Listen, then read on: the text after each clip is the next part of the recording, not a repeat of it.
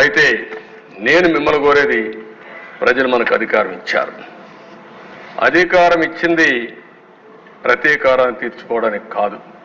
మళ్ళీ చెప్తున్నా, ఎమ్మెల్యేలు అవుతారని మనకు అనిపిస్తుంది. ఇన్ని రోజులు వాడు వేధించాడు, నా కార్యకర్తలు ఆనందంగా ఉంటారు, నేను కూడా వేధిస్తే నా కార్యకర్తలు తృప్తి పడతారనుకుంటారు. కానీ అది మాత్రం చేయొద్దండి. మనకు అధికారం ఇచ్చింది ప్రజలకు సేవ చేయడానికి, తప్పులు చేసిన వాడిని శిక్షించడానికి. శిక్షించే బాధ్యత ప్రభుత్వాన్ని, సేవ చేసే అవకాశం, బాధ్యత మీదిగా తీసుకోవాల్సిందిగా మరొక్కసారి కోరుకుంటూ, ఎక్కడా దీన్ని ఉపేక్షించం. ఒకవేళ కానీ మన వాళ్ళు తప్పు చేసినా ఏమనుకోవద్దని మొన్నైతే పవన్ కళ్యాణ్ గారు చాలా స్పష్టంగా లేఎస్ఎల్ఎస్ పార్టీ మీటింగ్లు చెప్పారు. ఇక్కడ కూడా మొన్న కూడా చెప్పారు. నేను మనస్ఫూర్తిగా అభినందిస్తున్నా.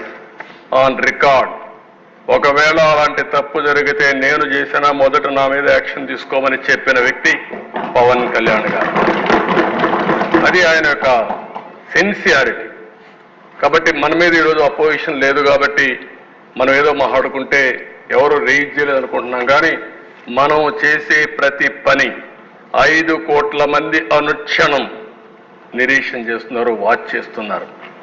నేనేం మాట్లాడుతున్నాను, మీరేం మాట్లాడుతున్నారు, నా బాడీ లాంగ్వేజ్ ఎట్టుంది, అన్నీ కూడా ప్రజలు వాచ్ చేస్తారు, వాళ్ళే నిర్ణయిస్తారు. దయచేసి మీరు గుర్తుపెట్టుకోవాలి, మనం జవాబుదారీతనం ఈ హౌస్ 5 కోట్ల ప్రజలకి.